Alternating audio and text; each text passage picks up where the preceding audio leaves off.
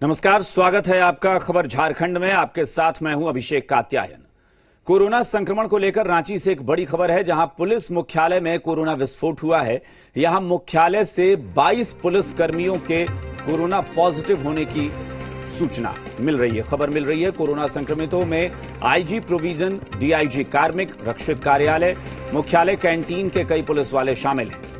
वहीं कुछ अधिकारियों के बॉडीगार्ड्स को भी कोरोना संक्रमण होने की सूचना मिल रही है। तो एक बड़ी संख्या है, 22 के करीब ऐसी संख्या है ऐसे लोगों की, अधिकारियों और पुलिसकर्मियों की, जो कोरोना संक्रमित पाए गए हैं। पॉजिटिव रिपोर्ट उनकी आई है। जी मीडिया संवाददाता कामरान जलीली इस वक्त रांची से हमारे साथ फोनलाइन पर जुड़े हैं। कामरान, पुलिस मुख्यालय में संक्रमण फैला है। अब जाहिर तौर पर 22 लोग संक्रमित अभी पाए गए हैं, उनके जरिए कितनों को फैला होगा, यह भी एक चिंता की बात है।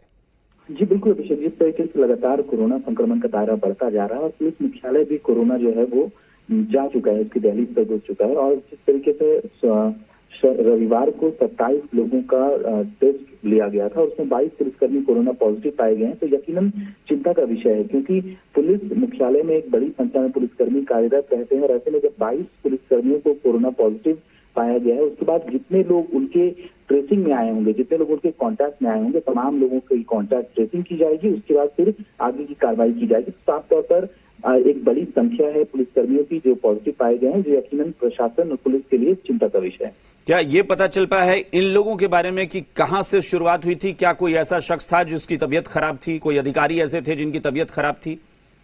बिल्कुल, कोई भी सिम्टोमेटिकली नहीं रहे हैं जितने भी पुलिसकर्मी रहे हैं। और सबसे पहले पुलिस मुख्यालय में ही एक पुलिसकर्मी जो थे वो कोरोना पॉजिटिव पाए गए थे। उसके बाद उनके भी जितने भी कांटेक्ट में लोग थे, तमाम लोगों की ट्रेसिंग की गई थी, जिसमें 27 लोगों का रिपोर्ट लिया गया था, जिसमें 22 पुलिसकर्मी पॉजिटिव पाए गए। तो अब चुनौती होगी कि जो 22 पुलिसकर्मी पॉजिटिव पाए गए हैं, उनके कांटेक्ट में कितने लोग आए थे, तमाम लोगों की कांटेक्ट ट्रेसिंग की जाएगी और फिर उनका सैंपल लिया जाएगा। बिल्कुल कामरान, अब चूंकि चुनौती एक और भी है कि मुख्यालय में काम नहीं रोक सकते हैं, लेकिन मुख्यालय को डिसइंफेक्ट करना भी बहुत जरूरी है। तो डिसइंफेक्शन का काम वहां चल रहा है।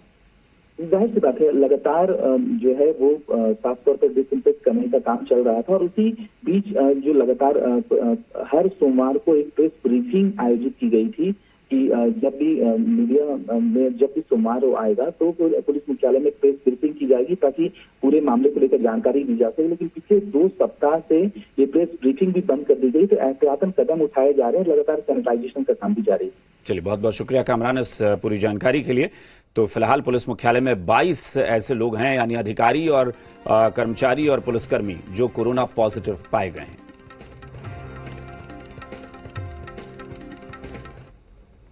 प्रदेश में बढ़ते कोरोना संक्रमण के बीच बाहरी राज्यों से यातायात पर रोक लगाने का निर्णय राज्य सरकार ने लिया है।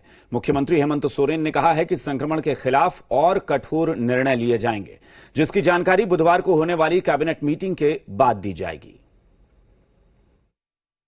जांच की प्रक्रिया हम लोगों ने बढ़ा रखी है और जिस तरीके से यातायात को खोला गया था, उसके बाद चीजें और बढ़ी हैं।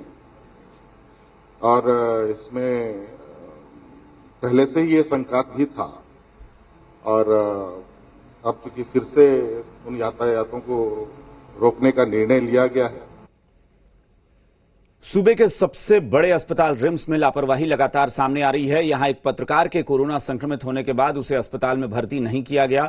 तो वहीं रांची के नामकुम सिद्रौल की रहने वाली 9 साल की कोरोना संक्रमित बच्ची को लेकर 108 एम्बुलेंस भटकती रही, जबकि धनबाद जिले के बाघमारा के रहने वाले 70 साल के कोरोना वायरस संक्रमित के बाथरूम में गिर जाने से मौत हो गई। उधर रांची के हातमा का रहने वाला 8 साल का पीयूष मिर्धा, शुक्रवार को उसे गोली मार दी गई और अब तक कोरोना जांच के इंतजार में वार्ड में गोली निकाले जाने का इंतजार हो रहा है। सूबे के स्वास्थ्य मंत्री बन्ना गुप्ता ने दलील दी है कि कोविड वार्ड में मरीजों के जमीन पर गिरने की जानकारी मिली है। जाहिर है, झारखंड में कोरोना वायरस के बढ़ते संक्रमण के बीच जो तस्वीरें निकलकर सामने आ रही हैं, वो सिस्टम पर सवाल खड़े करती हैं। हर स्तर पे कोविड की रोकथाम के लिए, उसके सही मरीजों के सही उपचार के लिए जब इतनी सारी समितियां बनी है, टास्क फोर्स बने हुए हैं, बावजूद उसके अगर इस तरह की घटना घटती है, कोई मरीज बेड से नीचे गिर जाता है, किसी के बदन पे कपड़ा नहीं है, किसी को खाना पीने की समस्या आती है, तो वास्तव में यह एक सोचनीय विषय है। प्रोटोकॉल बना हुआ है कि सिम्टोमेटिक केसेस कहाँ रहेंगे, सिम्टोमेटिक केसेस कहाँ रहेंगे। बहुत से केसेस ऐसे होते हैं कि जो शुरू में सिम्टोमेटिक होते हैं, धीरे धीरे सिम्टोमेटिक हो जाते हैं। तो उसके लिए हम लोगों का प्रोटोकॉल बना हुआ है, उसमें कहीं कोई कन्फ्यूज़न वाली स्थिति नहीं है। डिस्ट्रिक्ट एडमिनिस्ट्रेशन ने भी अच्छे ढंग से उन सभी लोगों को चिन्हित कर लिया, मतलब अस्पतालों को चिन्हित करके रखा हुआ। वो मैन पावर की कमी को दूर करने के लिए हम लोगों ने ये तय किया कि जो एग्जिस्टिंग हमारे विभाग थे ओपीडी और जो हमारे मरीज थे, जैसे 2000 पेशेंट था, ओपीडी में 1500 लोग आ रहे थे, तो उसकी कमी हुई है। तो वहाँ जो कमी हुई है उसमें जो मैन पावर हमको सरप्लस हुआ है, वो मैन पावर को हम एग्जामिन करेंगे और कहाँ कहाँ से हम कितने लोगों को उठाकर इस कोविड में लगाएंगे। झारखंड में कोरोना संक्रमित मरीजों की संख्या लगातार बढ़ती जा रही है। 174 नए संक्रमित सोमवार को मिले हैं, 117 ठीक हो चुके हैं, 7 की मौत अब तक हुई है। झारखंड में कोरोना संक्रमित मरीजों की संख्या 5777 पहुंच गई है। झारखंड में कोरोना से ठीक हुए मरीजों की संख्या 2835 है और अब झारखंड में कोरोना के एक्टिव केस 2889 हुए हैं, जबकि कोरोना से अब तक कुल 59 लोगों की मौत झारखंड में हुई है।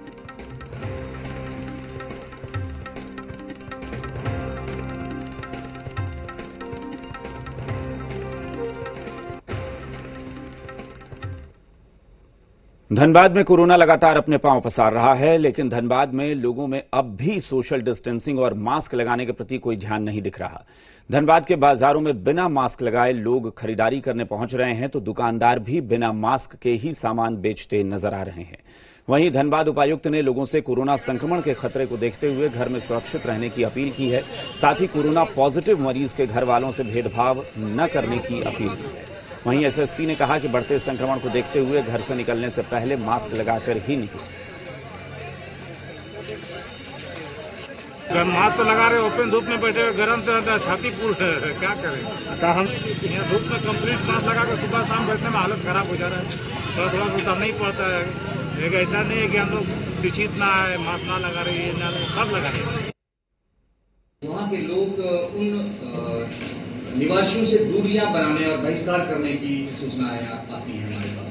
ये बहुत दुखद है, जबकि आप सभी अवगत होंगे कि केंद्र सरकार के गाइडलाइंस कहते हैं, राज्य सरकार का निर्देश है कि हमें कोरोना संक्रमण से दूरी बनानी है, कोरोना के मरीज से दूरी नहीं बनानी है। Mask use and any sort of SOP violation, MHA की जो गाइडलाइंस है वो स्पष्ट रूप से कहती हैं कि किसी तरह का सामूहिक राजनीतिक धार्मिक इकट्ठा होने का जो है परमिशन अभी की जो गाइडलाइंस है उसमें नहीं है। उसका उल्लंघन नहीं हो, ये आपके माध्यम से हम लोग अपील भी करना चाहते हैं। और उल्लंघन होने की परिस्थिति में हम लोग थोड़ा और मस्कुलर अप्रोच इसमें यूज करेंगे आने वाले दिनों में। कोरोना संक्रमण के बीच पार्टी फंक्शन के लिए सरकारी गाइडलाइन जारी की गई है, लेकिन कई लोग सरकार के नियमों से खुद को ऊपर समझ बैठे हैं और क्वारंटीन के नियमों से लेकर पार्टी की गाइडलाइन का उल्लंघन कर रहे हैं। धनबाद में हुई ऐसी ही एक हाई प्रोफाइल पार्टी इन दिनों चर्चा में है। धनबाद के धैया में पार्टी की धूमधाम पर प्रशासन की धमक। कोरोना काल में पार्टी पर बवाल। कोरोना काल के बीच धनबाद के धैया में जगदम्बा हार्ट कॉक के मालिक के आवास पर एक हाई प्रोफाइल पार्टी का आयोजन किया गया था। मौका था जगदम्बा के मालिक राजीव अग्रवाल की शादी की 25वीं सालगिरह का, लेकिन महामारी के बीच आलीशान पार्टी और धूम धड़ाके को लेकर धनबाद प्रशासनिक महकमे में खलबली मच गई है। इस सूचना को अविलंब कंसर्न थाना को, कंसर्न पुलिस पदाधिकारी को हम लोगों ने फॉरवर्ड किया, जिसके ऊपर उनके द्वारा जो पार्टी आयोजित की गई थी उनको उन्होंने थाने में भी बुलाया और डिटेल की इंक्वायरी भी की गई है। इसके बारे में विस्तृत प्रतिवेदन तो पुलिस पदाधिकारी ही दे पाएंगे। चूंकि यह पार्टी एक बड़े व्यवसायी घराने की थी और शादी की 25वीं सालगिरह के मौके पर न सिर्फ जिले के एक से बढ़कर एक उद्योगपति शामिल हुए थे, बल्कि इस हाई प्रोफाइल पार्टी में कोलकाता से कैटरर और कुक बुलाए गए थे। साथ ही आरोप है कि इस पार्टी में जो 100 से ज्यादा मेहमान शामिल हुए थे, उनमें झारखंड के बाहर यानी बिहार, बंगाल और कई दूसरे राज्यों से भी लोग शरीक हुए। उन मेहमानों में से कई लोग कोरोना संक्रमित हैं, जिनका इलाज धनबाद से बाहर चल रहा है, लेकिन इसकी जानकारी गुप्त रखी गई है। चूंकि इस पार्टी में न तो महामारी एक्ट का कोई पालन किया गया और न ही सरकार के क्वारंटीन नियमों का कोई ख्याल रखा गया, इसलिए मामले की गंभीरता को देखते हुए धनबाद के उपायुक्त ने जांच के आदेश दिए हैं। साथ ही बैंक मोड़ थाने में बुलाकर पूछताछ भी हुई है। उन्होंने उसका उल्लंघन किया और 50 से ज्यादा संख्या में लोग थे, तो ऑब्वियसली एज पर प्रोटोकॉल, एज पर गवर्नमेंट रूल्स ये कहता है कि उनके ऊपर दंडात्मक और कानूनी कार्रवाई होगी और इसके लिए वो स्वतंत्र है करने के लिए। हालांकि इस मामले पर पार्टी के आयोजनकर्ता का कहना है कि महज 15 से 20 लोग इस आयोजन में शामिल हुए थे और सामाजिक दूरी बनाकर ही इस पार्टी का आयोजन किया गया था। इन सब के बीच पार्टी भले ही खत्म हो गई हो, लेकिन अभी तो जांच शुरू हुई है और देर सवेर सच्चाई सामने आ ही जाएगी। नितेश, जी मीडिया, धनबाद। चतरा के सिमरिया थाना क्षेत्र रोल गांव स्थित पावर सब स्टेशन में बिजली नहीं देने को लेकर गांव के ही युवकों ने पावर सब स्टेशन में उत्पात मचाया। कार्यालय में तोड़फोड़ करने के साथ साथ विद्युत कर्मियों के साथ मारपीट की। बात यहीं खत्म नहीं हुई। मामले की जानकारी मिलने पर जब पुलिस वहां पहुंची तो ग्रामीण उनके साथ भी उलझ गए और धक्का मुक्की करने लगे। जानकारी के मुताबिक 2 दिन से बिजली आपूर्ति नहीं होने के कारण गांव के ही दर्जनों युवक आक्रोशित होकर पावर सब स्टेशन में घुस गए और मौजूद विद्युत कर्मियों के साथ बिजली नहीं देने को लेकर मारपीट करते हुए मशीनों को भी क्षतिग्रस्त कर दिया। है जिसमें शराब का बोतल पीकर फेंक दिया गया था। उनको बहुत दिनों से मना किया गया था। अभी धान का सीजन में धान रोकने के लिए बटेदार जा रहा था और हम लोग मना भी किए, जिसके वजह से पापा और चाचा डांटे हल्का, तो उसी में झड़प हो गया और थानेदार मेरा फोन भी छीन लिया। सत्यापन के क्रम में पता चला कि बिजली कर्मियों के साथ मारपीट हुई है और जब पुलिस पदाधिकारी वहां पुलिसकर्मी गए तो उसके साथ भी गांव के सुरेश सिंह और उनके परिवार के कुछ सदस्य मिलकर उनके साथ भी बकझक करने लगे और एक वकील सिंह मेरा एएसआई है, उनके साथ भी वर्दी को पकड़ने का काम किया। इस तरह से वर्दी को पकड़ना या किसी तरह से अनैतिक कार्य करने का राइट किसी भी पदाधिकारी को, एक व्यक्ति को नहीं है। दिल्ली से रांची लौटे बीजेपी विधायक दल के नेता बाबूलाल मरांडी ने सरकार पर निशाना साधा। उन्होंने कहा कि मुझे लगता है कि प्रदेश में सत्ता पक्ष में बैठे लोगों को अमित शाह फोबिया हो गया है। उन्होंने कहा कि सरकार को गिराने का हमारा कोई मकसद नहीं है, लेकिन जन विरोधी काम होगा तो हम उसका विरोध करेंगे। इधर बाबूलाल मरांडी के होम क्वारंटीन पर भी सियासी हंगामा हो रहा है। दिल्ली से लौटे बाबूलाल, दौरे पर सियासी सवाल। बाबूलाल मरांडी का सरकार पर हमला। झारखंड में बीजेपी के नेता विधायक दल के दिल्ली दौरे से लौटने के बाद ये कयास लगाए जा रहे हैं कि राजस्थान में सियासी उठापटक के बीच आखिरकार बाबूलाल मरांडी को दिल्ली दरबार से बुलावा क्यों आया था। उनके दिल्ली दौरे पर सियासत के बाद बाबूलाल ने विपक्ष पर अमित शाह फोबिया से ग्रस्त होने का आरोप लगाया है। अमित शाह की फोबिया हो गई। अरे अमित शाह देश के गृह मंत्री है और भारतीय जनता पार्टी के लीडर है और स्वाभाविक है कि अगर हम दिल्ली जाएं और अपने नेता से हम नहीं मिले तो बड़ी हास्यास्पद, दिल्ली हम फिर जाएंगे क्यों। हालांकि जिस बात को लेकर सत्ता पक्ष के लोग बीजेपी पर सवाल उठा रहे थे, उस बारे में बाबूलाल का कहना है कि हम दिल्ली जाएं और अपने नेता से न मिलें तो फिर दिल्ली क्यों जाएं, और अगर इस पर सरकार की नींद उड़ जाए तो हम क्या करें। उन्होंने अमित शाह से मुलाकात पर कहा कि राज्य के हालात पर चर्चा हुई। साथ ही उन्होंने ये साफ किया कि प्रदेश सरकार को गिराने का उनका कोई मकसद नहीं है। भाई हमने तो बार बार कहा कि भाई हमारी कोई मकसद नहीं है इन सरकार को गिराने की। मैं कभी भी चाहूंगा भी नहीं। हम तो चाहते हैं सरकार 5 साल चले, काम करे, अच्छे तरह से काम करे, उसमें हमारी ओर से जितनी भी सहयोग होगा सहयोग करेंगे। इधर दिल्ली दौरे से वापस लौटने पर बाबूलाल के हाथ पर हेमंत सरकार ने होम क्वारंटीन वाली मुहर लगा दी। इससे झारखंड में सियासी हलचल तेज हो गई। हालांकि इस पर बाबूलाल ने बिल्कुल सीधा सा जवाब दिया कि वो ऐसे ही क्वारंटीन रहते हैं, लेकिन बीजेपी के विधायक सीपी सिंह ने सरकार को आड़े हाथों लिया है। अरे हम तो ऐसे ही क्वारंटाइन रहते हैं। पहली दफा हम, चूंकि हमारा दिल्ली जाने का बन गया था और इसलिए हम चले गए थे, नहीं तो हम तो घर में ही रहते हैं। कांग्रेस नेताओं को भाजपा फोबिया हो गया है। हमारे नेता बाबूलाल मरांडी जी दिल्ली जाते हैं और अपने केंद्रीय नेताओं से मिलते हैं तो इनकी परेशानी बढ़ जाती है। एक और जहां बीजेपी बाबूलाल के होम क्वारंटीन को लेकर सरकार पर हमलावर है, वहीं सत्ता पक्ष ने इसे नीति निर्माताओं की नैतिकता से जोड़ते हुए क्वारंटीन नियमों के पालन की नसीहत दी। टाइम तो रहना ही पड़ेगा उनको। ऐसे भी वो लोग राजनीतिक तौर पे क्वारंटाइन में हैं, क्योंकि वो सभी संक्रमित है। अब दिल्ली से आएंगे तो उनको तो क्वारंटाइन का पालन करना ही पड़ेगा। वो गए हैं तो सबसे पहला नियम तो ये है कि वो दिल्ली से ही नहीं निकल सकते हैं। यहाँ आने के बाद क्वारंटाइन की तो बात छोड़ दीजिए, अगर 72 घंटे से ज्यादा आपने कहीं भी आप रह गए तो आपको वहीं रहना होगा। कोरोना संक्रमण के दौर में सियासी क्वारंटीन पर बवाल तो होना ही था, वो भी तब जब प्रदेश में ऑपरेशन लोटस की गूंज हो और इस बीच विपक्ष का कोई नेता दिल्ली दरबार से लौट रहा हो। कुमार चंदन, जी मीडिया, रांची। मुख्यमंत्री हेमंत सोरेन को ईमेल के द्वारा धमकी दिए जाने के मामले को लेकर बीजेपी विधायक दल के नेता बाबूलाल मरांडी ने मुख्यमंत्री को पत्र लिखा और पुलिस की कार्यशैली पर सवाल खड़े करते हुए इंटरपोल की सहायता लेने की मांग की। इस पर ग्रामीण विकास मंत्री आलमगीर आलम ने कहा कि मुख्यमंत्री को मिली धमकी की जांच चल रही है, दोषी बख्शे नहीं जाएंगे। अब देखिए कौन क्या बोलता है, ठीक है, उसका जो आया है अभी उस पर छानबीन चल रहा है। आजकल तो फिर करके दूसरे जगह का भी, दूसरे देश का भी यहीं से बात करके दिखा देते रहे उस पर, लेकिन जांच की प्रक्रिया में है। जांच आने पर ही इस पर पता चलेगा जो कहां के लोग हैं। रांची से खबर है, झारखंड में 1 दर्जन से ज्यादा आईएएस अधिकारियों का तबादला हो गया है। वीरेंद्र भूषण को कारा महानिरीक्षक यानी जेल आईजी बनाया गया है। शैलेश कुमार चौरसिया राज्य परियोजना निर्देशक बने हैं। गणेश कुमार बने हैं विशेष सचिव योजना सह वित्त विभाग। जितेंद्र कुमार सिंह को निदेशक उच्च शिक्षा झारखंड बनाया गया है।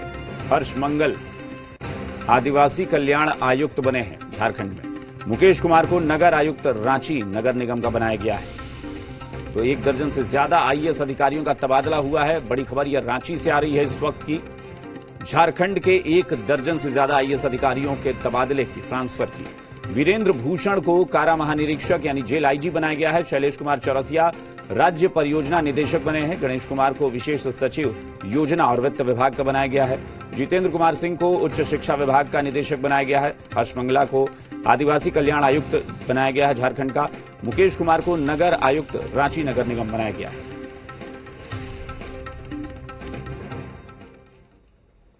रांची के कचहरी चौक में स्थित जयपाल सिंह स्टेडियम बदहाल हो रहा है। कई बार स्टेडियम के सौंदर्यीकरण की योजना बनी और हर बार ठंडे बस्ते में चली गई। एक बार फिर स्टेडियम के कायाकल्प की उम्मीद जगी है। स्टेडियम ब्यूटिफिकेशन का प्रस्ताव सरकार के पास भेजा गया है। ग्रीन सिग्नल मिलते ही स्टेडियम के ब्यूटिफिकेशन का काम शुरू हो जाएगा। हालांकि इन सबके बीच जयपाल सिंह स्टेडियम की बदहाली को लेकर सियासत शुरू हो गई है। का टीला वगैरह सब चीज है, बीच में हमने उसको बोला भी था कि भाई आप इसको हटवाइए, लेकिन चूंकि वही मट्टी को दोबारा फिर उसमें भरना था इसलिए वो हो नहीं सका। और इधर फिर कोरोना आया है, अब सरकार इस पर जो निर्णय ले। देखिए, पिछली सरकार में बार बार इस प्रकार से जनता के टैक्स के गाढ़ी कमाई के पैसे का दुरुपयोग होता रहा है। कई योजनाएं आपने देखें कि नगर निगम के द्वारा या नगर विकास विभाग के द्वारा पिछली सरकार में शहर के सौंदर्यीकरण के नाम पर जिस प्रकार से तालाबों का कंक्रीटीकरण किया गया, ये जो नालियां बनाई गई करोड़ों रुपए खर्च करके, आज पानी नाली में न बह करके रोड में सड़कों में बह रहा है और लोगों के घरों में घुस रहा है। सारा झूठ का पुल तो खुल चुका है। हरमुन नदी में क्या बनाया? हरमुन नदी का सौंदर्यीकरण कि एक नदी को एक कचरे का नाला बना दिया। रांची का बड़ा तालाब नाटक करके रख दिया। मैं सख्त लहजे में कहता हूं कि अब इन लोगों को मानसिक तौर पे तैयार रहना पड़ेगा, खासकर नगर विकास विभाग से जो जुड़े हुए थे, चाहे वो मंत्री हो चाहे वो पदाधिकारी हो।